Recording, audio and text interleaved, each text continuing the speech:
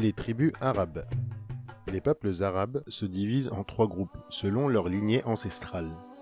Premier groupe, les Arabes anciens, dont l'histoire est peu connue, comme les peuples de Ad, Thamoud, Tasm, Jadis, Imlaq, Umaym, Jurhum, Hadour, Wabar, Abil, Jassim, Hadramaut, etc.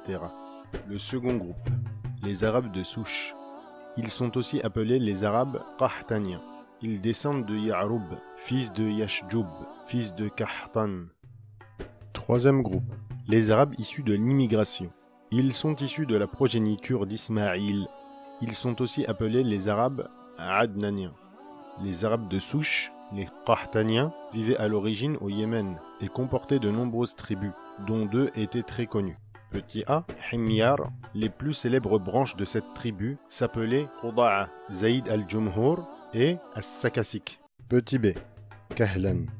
Les plus connus parmi ces grandes divisions étaient les Hamdan, les Anmar, les Tayyi'a, les Moudij, les Kinda, les Lakhm, les Judham, les Azd, les Aous, les Khazaraj et les descendants de Japhna, roi de la Syrie ancienne. La plupart des gens de Kahlan quittèrent le Yémen pour s'établir dans les différentes régions de la péninsule arabique, peu avant le désastre du barrage de Ma'arib, qui entraîna la formation d'un torrent fougueux. Leur émigration était due au déclin de leur commerce à la suite de la pression des Romains, de leur domination des voies maritimes et terrestres, et de leur occupation de l'Égypte et de la Syrie. Il ne serait pas étonnant que la rivalité entre les tribus de Kahlan et de Himyar se soit terminée par le départ de la première, la seconde s'étant maintenue au Yémen. Les membres de la tribu de Kahlan qui émigrèrent peuvent être divisés en 4 groupes. Premier groupe, les Azd, sous l'autorité de Imran ibn Amr Muzayqiba'. Ils errèrent au Yémen, dépêchèrent des pionniers dans différents points et finalement se dirigèrent vers le nord. Les détails de leur émigration peuvent être résumés comme suit. Tha'laba ibn Amr se rendit au Hejaz et s'établit entre Tha'labiya et Dhiqar. Lorsque ses enfants grandirent et qu'il devint fort, il se rendit à Médine où il s'installa. Aous et Khazaraj sont les 2 fils de Haritha ibn Tha'laba. Haritha ibn Amr, connu sous le nom de Khuza'a, parcourut le Hejaz accompagné des siens jusqu'à ce qu'il arriva à Mar al-Dhahran. Plus tard, les Khuza'a conquirent le Haram et s'établirent à la Mecque après en avoir expulsé ses habitants, les Jurhumites. Et Imran ibn Amr et sa famille s'établirent à Oman, formant les Azd d'Oman. Les tribus de Lafr ibn Azd s'installèrent quant à elles à Tihama, constituant ainsi les Azd de Shanoua. Japhna ibn Amr et sa famille se dirigèrent vers la Syrie où ils se fixèrent et fondèrent le royaume ghazanide, qui tient ce nom d'un point d'eau au Hejaz, appelé Ghassan, où ils firent halte durant leur voyage pour la Syrie. Second groupe, les Lakhm et les Judham, dont faisait partie Nasr ibn Rabi'a, père des rois de Hira, entre guillemets Irak, les Manadhira. Troisième groupe, les Beni Tayyi'a, qui, eux aussi, émigrèrent vers le nord pour s'établir finalement près de Daja et Salma, 2 montagnes qui finirent par porter leur nom, Tayyi'a. Groupe 4, les Kinda, qui s'installèrent d'abord au Bahreïn, puis à Hadramaut, qu'ils durent quitter pour le Najd. Là, ils purent constituer un gouvernement puissant, quoique éphémère puisqu'ils disparurent sans laisser de traces. Une tribu de Himyar dénommée Quda'a quitta aussi le Yémen pour élire domicile dans la campagne de Samawa, un faubourg de l'Irak. Les Arabes issus de l'immigration ont pour ancêtre premier Ibrahim alayhi salam, originaire d'une cité appelée Ar, près de Koufa, sur la rive ouest de l'Euphrate, en Irak. Des fouilles archéologiques ont révélé d'amples détails sur cette cité, sur la famille d'Ibrahim alayhi salam, ainsi que sur les conditions religieuses et sociales de l'époque. Il est de notoriété qu'Ibrahim alayhi salam quitta Ar pour Haran, et ensuite pour la Palestine, dont il fit le point de départ de la propagation de son message.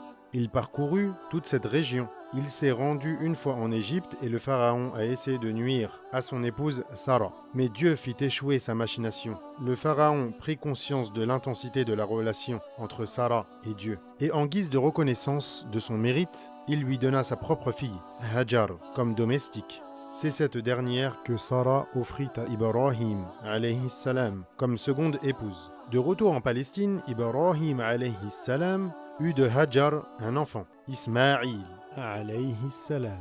Sarah en devint si jalouse qu'elle obligea Ibrahim alayhi salam à venir établir Hajar et son enfant au Hejaz, dans une vallée dépourvue de végétation, près de la maison sacrée, qui n'était alors qu'une colline exposée au torrent de pluie. Il les laissa auprès d'un arbre de haute futée, se trouvant à Zamzam, près de l'endroit le plus élevé de la mosquée sacrée. Il n'y avait ni eau, ni âme qui vive. Avant de s'en retourner en Palestine, Ibrahim alayhi salam laissa à Hajar et à son fils une besace contenant des dattes, ainsi qu'une outre d'eau. Il ne se passa pas longtemps avant que ceux-ci ne fussent à court de vivres, mais grâce à Dieu, jaillit de la terre l'eau de Zamzam pour leur permettre de survivre. Une autre tribu du Yémen, Jurhum la seconde, vint habiter à la Mecque après avoir eu l'accord de Hajar. Elle vivait avant cela dans les vallées environnant la Mecque. La version que nous lisons dans le Sahih d'Al-Bukhari indique qu'elle s'installa à la Mecque après la naissance d'Ismaïl alayhi salam et avant que celui-ci ne soit devenu jeune homme. De temps à autre, Ibrahim alayhi salam se rendait à la Mecque pour revoir sa femme et son fils. Le nombre de ses visites demeure inconnu, mais les sources historiques en indiquent 4. Dieu le Très-Haut a révélé dans le Coran qu'Ibrahim alayhi salam se vit en rêve égorgeant son fils Ismaïl alayhi salam et qu'il se conforma à l'ordre divin. فلما أسلما وتله للجبين وناديناه أن يا إبراهيم قد صدقت الرؤيا إنا كذلك نجزي المحسنين إن هذا لهو البلاء المبين وفديناه بذبح عظيم. Quand ils se soumirent à la volonté de Dieu et qu'il le renversa sur le front, entre parenthèses, en vue du sacrifice. Nous l'appelâmes alors, ô Abraham, tu as effectivement cru à ce que tu avais vu en rêve. C'est ainsi que nous récompensons les gens de bien. C'est là de toute évidence la mise à l'épreuve. Nous le rachetâmes par une énorme bête à égorger. Coran, sourate 37, versets 103 à 107. Il est mentionné dans la Genèse qu'Ismaïl alayhi salam était de 13 ans plus âgé que son frère Ishaq, entre guillemets Isaac. Le déroulement de l'histoire du sacrifice montre qu'elle eut lieu avant la naissance d'Ishaq, l'annonce de cette dernière ayant été faite à la fin du récit coranique.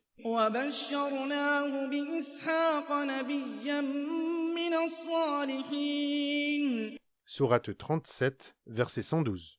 Ce récit fait donc état d'au moins un voyage qu'Ibrahim alayhi salam, avant qu'Ismaïl alayhi salam ne soit devenu adolescent. Dans un hadith élevé, entre parenthèses, marfou' jusqu'au prophète sallallahu alayhi wa sallam, Al-Bukhari mentionne d'après Ibn Abbas radiyallahu anhu les 3 autres voyages. Voici un résumé de ceux-ci.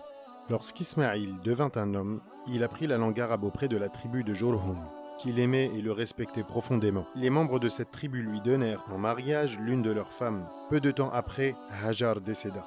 Voulant revoir son fils, alayhi salam, vint à la Mecque, mais ne le trouvant pas chez lui, il s'enquit de lui auprès de son épouse, ainsi que de leurs conditions de vie. Elle se plaignit alors de leur pauvreté. Avant de s'en retourner chez lui, Ibrahim alayhi salam la pria de dire à Ismaïl alayhi salam de changer le seuil de sa maison. Ismaïl alayhi salam comprit le message et divorça de sa femme, puis se maria avec la fille de Mudad ibn Amr, seigneur de la tribu de Jurhum. Ibrahim alayhi salam revint visiter son fils, mais là encore, il ne le trouva pas dans sa maison. Et posant à la nouvelle épouse la même question, celle-ci y répondit en louant Dieu. Ibrahim alayhi salam lui confia de dire à Ismaïl alayhi salam de garder le seuil de sa demeure, c'est-à-dire de continuer à vivre avec la même femme, et reprit le chemin de la Palestine. Lors du 3e voyage, Ibrahim alayhi salam vit Ismaïl alayhi salam sous un grand arbre en futaie, non loin de Zamzam, taillant des flèches. Ces retrouvailles, faisant suite à une longue période de séparation, furent très touchantes puisque concernant un père âgé, sensible et affectueux et un enfant pieux et mûr. C'est au cours de cette 3e visite qu'ensemble ils édifièrent Al-Kaaba, dressèrent ses piliers et qu'Ibrahim alayhi salam, se conformant au commandement de Dieu, lança parmi les hommes l'appel au pèlerinage. لبيك اللهم لبيك لبيك لا شريك لك لبيك إن الحمد والنعمة لك الملك لا شريك له الله أكبر الله أكبر الله أكبر لا إله إلا الله الله أكبر ولله الحمد. La fille de Modad donna à Ismaïl 12 fils, Nabit, Qaïdar, Abda'il, Mishma', Mibsham, Douma, Misha, Houdoud, Yatma, Yatour, Nafis et Qaïdaman.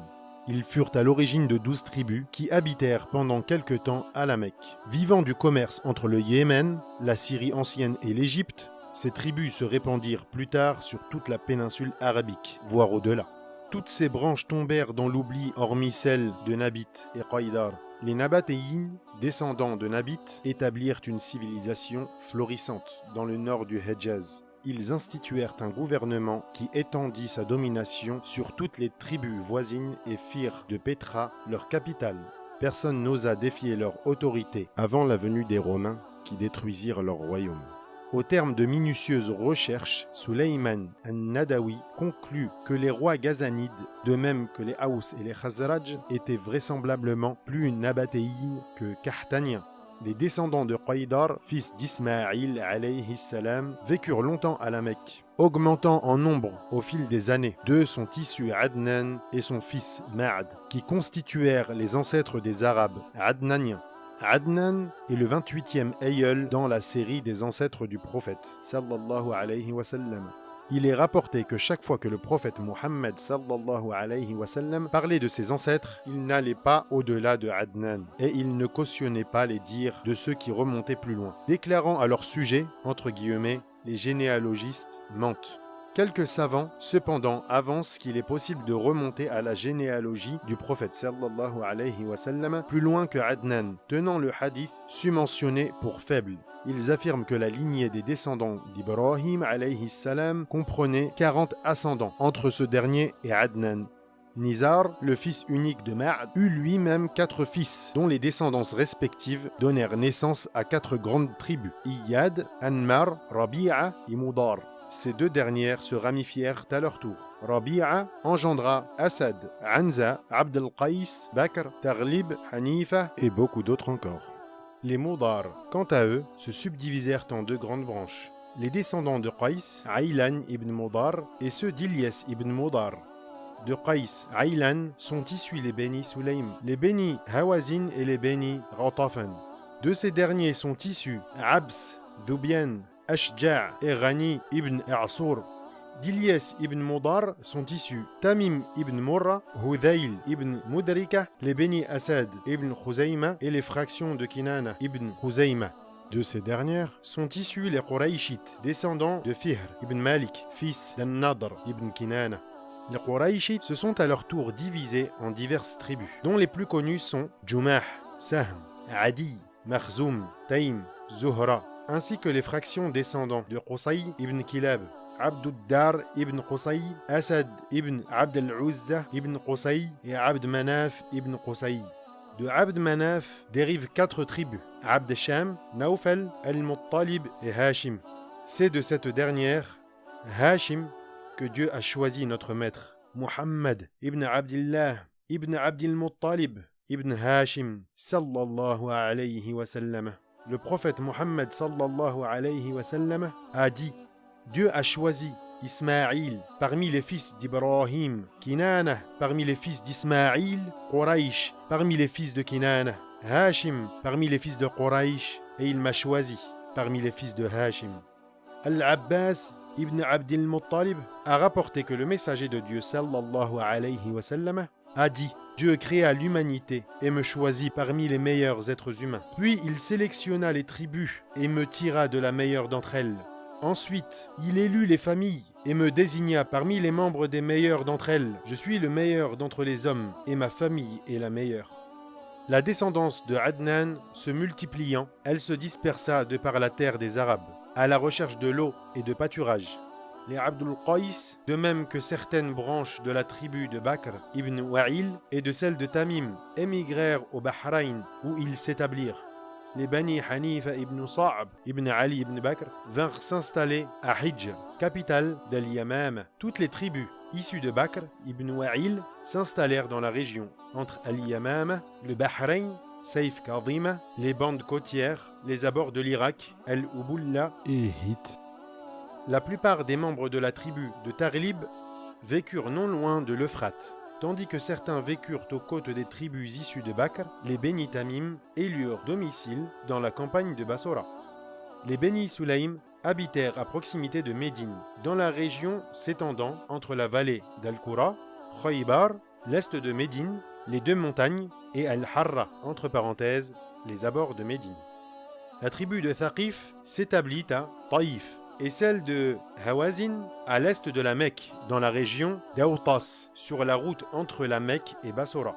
Les Beni Assad se fixèrent à l'est de Taïma' et à l'ouest de Koufa. Les terres de Bouhtour, de Taïy' les séparaient de Taïma', et ils étaient à 5 jours de marche de Koufa. La tribu de Dhubian résida entre Taïma' et Hawran. Les fractions de Kinana demeurèrent à Tihama, celles de Quraysh à la Mecque et ses environs. Ces dernières vécurent désunies jusqu'à l'émergence de Qusay ibn Kilab, qui les rassembla dans une union qui leur conféra honneur et les agrandit.